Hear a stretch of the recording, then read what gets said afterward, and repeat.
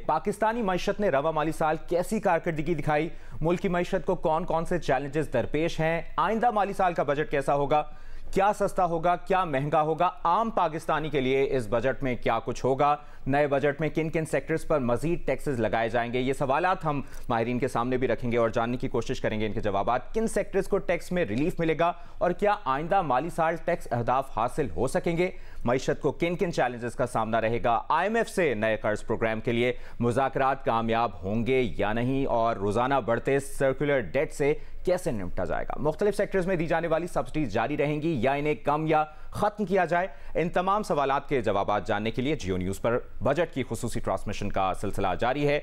हमें ज्वाइन कर रहे हैं इस वक्त हमें चेयरमैन एप्टमा आसिफ इनाम साहब और सदर LCCI काशिफ अनवर साहब मौजूद हैं हमारे साथ। कराची चैम्बर के सदर इफ्तिखार अहमद साहब भी हमारे साथ मौजूद हैं, जबकि सरहद चैम्बर ऑफ कॉमर्स के सदर फवाद इसहाक साहब भी इस ट्रांसमिशन में हमें ज्वाइन कर चुके हैं, जबकि इस्लामाबाद चैम्बर के सदर एहसन बख्तावरी साहब से भी हम बजट पर बात करेंगे। आप सभी के वक्त का बहुत बहुत शुक्रिया।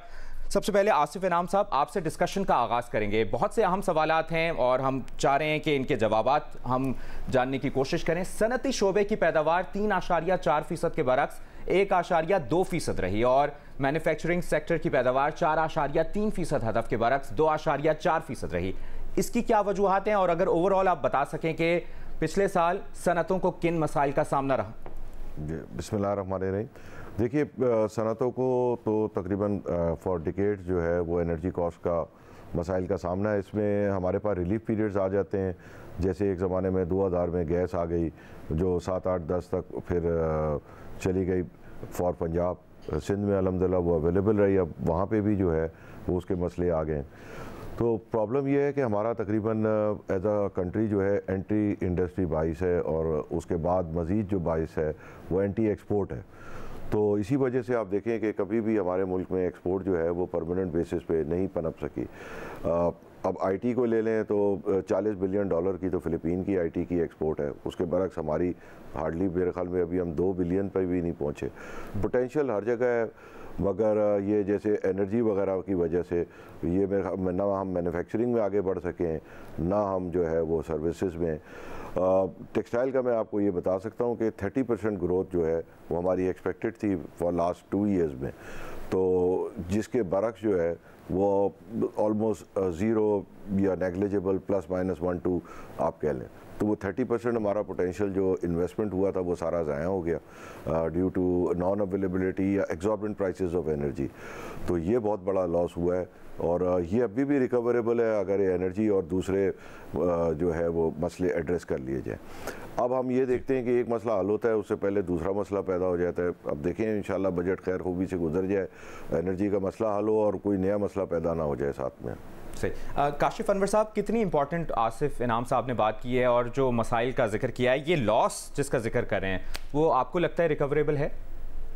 जी बिल्कुल, उन्होंने तो सारी बातें ही कूजे में बंद कर दी हैं कि एक मुश्किल से निकलते हैं और दूसरी मुश्किल में आ जाते हैं। और एंटी एक्सपोर्ट, एंटी इंडस्ट्री जो भी प्रॉब्लम्स रही is not because of the government. देखिए, हमें इस बात को भी देखना है कि इंटरनेशनली भी अगर हम देखें, कोविड से निकले, कोविड के बाद रशिया यूक्रेन की वॉर आ गई, उसके बाद अभी इसका फ़लस्तीन और उसकी इसराइल की चल रही है। हमारे भी यहाँ पर 22% के करीब इंटरेस्ट रेट था। जब तक आप अपनी कॉस्ट ऑफ डूइंग बिजनेस को कम नहीं करेंगे, यूटिलिटी की प्राइसेस को कम नहीं करेंगे, तब तक ना ही तो इस मुल्क के अंदर मैन्युफैक्चरिंग होगी। और एक्सपोर्ट तो हम तब करेंगे ना जब इस मुल्क के अंदर मैन्युफैक्चरिंग होगी। अगर आप कैसे मैन्युफैक्चरिंग कर सकते हैं? हमने बीच में अपने ट्रेड डेफिसिट को भी कर्टेल करने के लिए हमने अपने इंपोर्ट को रोका। अब जब इंपोर्ट नहीं होगा, रॉ मटेरियल्स हमें बाहर से मंगवाने पड़ते हैं, इंटरेस्ट का रेट बढ़ गया, बिजली की कीमत हम रोज आए दिन बढ़ाते जा रहे हैं, गैस की कीमत आए दिन बढ़ाते जा रहे हैं। और मैं जो समझता हूँ कि हमने डिवेल्युएशन करके कई दफ़ा ये अब आजमा लिया है कि अपनी करेंसी को वीक करने से हमारी एक्सपोर्ट्स नहीं बढ़ी, हमें नुकसान पहुंचाए क्योंकि हमारी इनपुट कॉस्ट ज़्यादा हो जाती है। तो हमें अपनी करेंसी को स्ट्रॉन्ग करना चाहिए, इंपोर्ट्स को कम करने की तरफ तवज्जो देनी चाहिए। और देखें, ये कैपेसिटी का जो चार्जेस, IPPs का जो सबसे बड़ा इशू है, हमें इसे रिविजिट करना होगा। और अगर हम किसी फॉरेन इन्वेस्टर से नहीं नेगोशिएट कर सकते तो क्या हम जो हमारी पाकिस्तानी कंपनीज हैं जिनकी इन्वेस्टमेंट है IPPs की, क्या for the sake of the country हम उनसे भी रीनेगोशिएट नहीं कर सकते? हमें उनसे रीनेगोशिएट करना चाहिए। जहां पर अब हम ये बात करते हैं कि political stability is very important और तमाम पॉलिटिकल पार्टीज को एक पेज पे बैठना चाहिए, वहां पर अब हमारा दूसरा नारा इंडस्ट्री का ये है कि तमाम आईपीपीज जो आपके लोकल्स हैं उनसे रीनेगोशिएट करें ताकि हमारी इंडस्ट्री चल सके, और जो हम पेमेंट बगैर इस्तेमाल किए हुए बिजली इस्तेमाल कर रहे हैं उसको उसकी पेमेंट ना की जाए, ताकि इंडस्ट्री के लिए बिजली कम हो, मुल्क की मईशत के लिए बहुत बेहतर डिसीजन होगा। बहुत आपने इंपॉर्टेंट बात की है काशिफ साहब। इफ्तिखार अहमद साहब, मसाइल बढ़ते जा रहे हैं और सनतों को पर्टिकुलरली अगर देखा जाए, जिस तरह काशिफ साहब ने भी बात की, आसिफ साहब ने भी बात की है, मसाइल का मसला ये है कि वो बढ़ते जा रहे हैं, उनकी हल की तरफ कोई नहीं आ रहा। कैसे हल होंगे? बिस्मिल्लाहिर्रहमानिर्रहीम। देखें जी, जो बातें हमारे प्रेसिडेंट साहब ने भी की हैं और आसिफ ने भी की हैं बिल्कुल सही हैं, मैं उसे इंडोर्स करते हुए आगे बढ़ाता हूँ। बात यह है कि जो इस वक्त पॉलिटिकल स्टेबिलिटी भी बहुत ज़रूरी है इस पाकिस्तान के अंदर। मईशत को भी अगर आपने सही ट्रैक पर लेके जाना है तो उसके लिए बहुत ज़रूरी है पॉलिटिकल स्टेबिलिटी भी हो और लॉन्ग टर्म पॉलिसीज़ को हम तरजीह दें। देखिए, इस वक्त गवर्नमेंट जो आई है वो 5 साल के लिए मुंतखब होकर आई है। जो पिछली 2 गवर्नमेंट्स थी वो शॉर्ट पीरियड के लिए मुंतखब होकर आई थी, तो लिहाजा पिछली 2 जो हमारे बजट्स निकले हैं वो उन्होंने टाइमली जो अपने मसले मसाइल थे उसको रिड्रेस किए।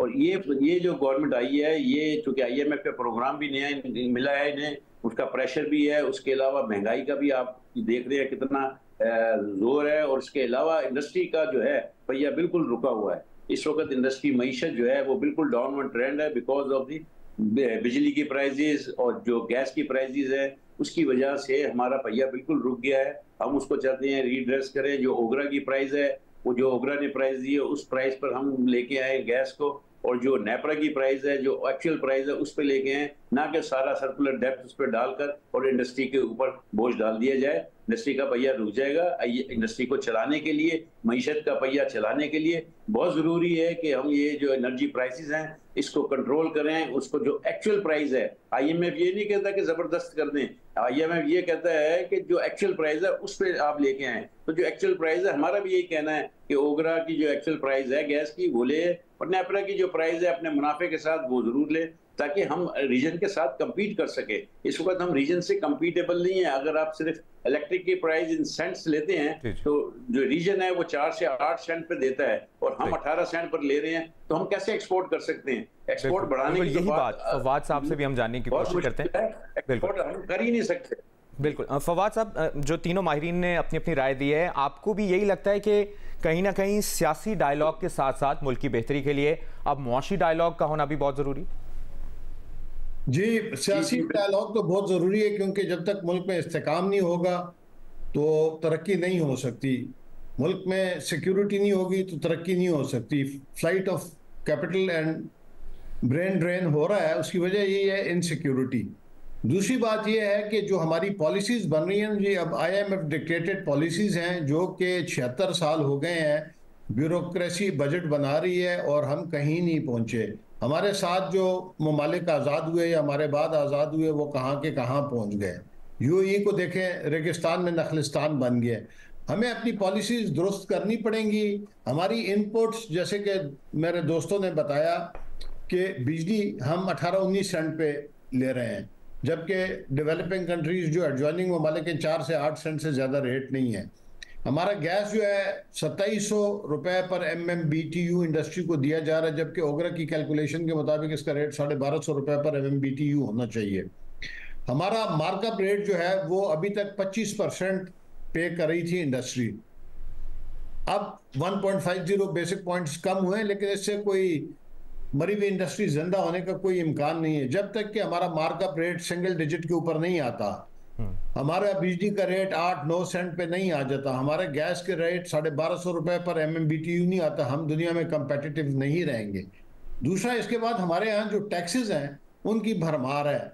आप देखेंगे जी, आपका कॉर्पोरेट सेक्टर में 29% टैक्स है, आपके बाकी टैक्सेस जो हैं, सैलरीड क्लास है या आपकी प्रोप्राइटरशिप है या दूसरा है, तो 35% के अंदर आपके टैक्सेस जा रहे हैं, which is very high. Sale tax आपका 18% है। हम ये समझते हैं स्ट्रांगली कि इस सब को रिवाइज होना चाहिए।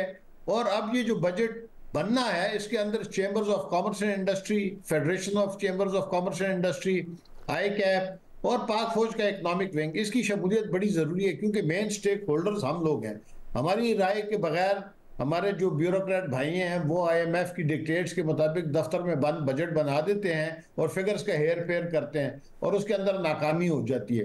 तो मैं समझता हूँ कि इट इज़ हाई टाइम कि हम रियलाइज़ करें कि जी ये 80% इकॉनमी ब्लैक हो गई है, इसको डॉक्यूमेंट होना है, इसको मेन स्ट्रीम में लाना है। उसके लिए यही होगा कि आपको टैक्सेस के रेट को स्लैश करना पड़ेगा, सेल टैक्स को आप जो इनपुट आउटपुट एडजस्टमेंट का निज़ाम है पाकिस्तान में वो नाकाम हो गया है। हमारे टैक्स लॉ जो है ऑस्ट्रेलियन टैक्स लॉ की नकल है, वो पाकिस्तान के अंदर फेल हो गया है। हमें अपने सोसाइटी के मुताबिक, अपने दीन के मुताबिक, अपने मुल्क के मुताबिक और अपने लोगों के मिजाज के मुताबिक बजट बनाने होंगे और हकायक को सामने रख के टैक्स के, सेल्स टैक्स के, इनकम टैक्स के, कॉर्पोरेट टैक्स के रेट रखने होंगे। और इतना हाई मार्कअप रेट, ये बैंकों के ऊपर तो सुपर टैक्स लग गया, उनकी बैलेंस शीटें कहां से कहां पहुंच गई, लेकिन इंडस्ट्री हमारी मर गई। तो हमें ये देखना होगा कि जब तक कि इंडस्ट्री का पहिया नहीं चलता और मुल्क की एक्सपोर्ट नहीं बढ़ती, तब तक पाकिस्तान इन मुश्किलात से नहीं निकल सकता। हम एक बहुत अहम तजावीज़, अहम पॉइंट्स फवाद इसहाक साहब आपने किए और एहसन बख्तावरी साहब का भी हम ओपिनियन जानेंगे। ये सवाल भी सामने रखना है कि दरामदात को काबू में रखने का फैसला कितना दुरुस्त था।